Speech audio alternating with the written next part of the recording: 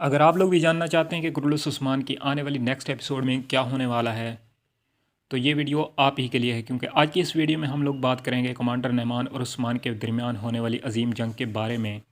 ज़्यादातर इम्कान है मंगोल, जिनको देखना लोग बहुत ही ज़्यादा पसंद करते हैं।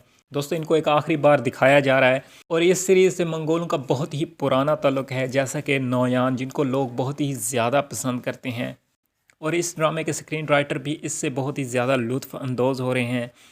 लेकिन हमारे मुताबिक मंगोल ये आखिरी बार कुरलुस उस्मान में एंट्री कर रहे हैं। उस्मान बे एक अजीम जंग के साथ तमाम मंगोलों को इलाके से निकाल बाहर करेंगे।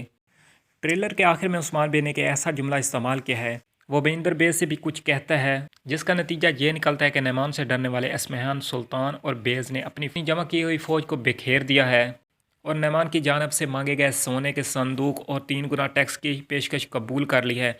उस्मान बे ने पहले ही खबरदार किया था कि सोने से आज़ादी नहीं खरीदी जा सकती, इसलिए आपको लगता है कि आप आज़ाद हैं, लेकिन आपके पास सोना ख़त्म हो जाएगा तो मंगोल आप पर दोबारा टूट पड़ेंगे।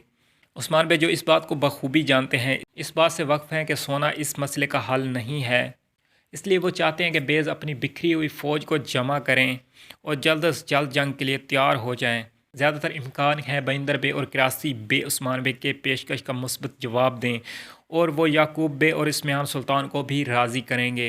लेकिन सब कुछ इतना आसान नहीं होगा। इस्महान और याकूब बे, जिन्होंने हिचकिचाते हुए इस काम पर रजामंदी ज़ाहिर की होगी, वो उस्मान बे के लिए जंग हारने के लिए खुफिया तौर पर बहुत सी सरगर्मियाँ अंजाम देंगे।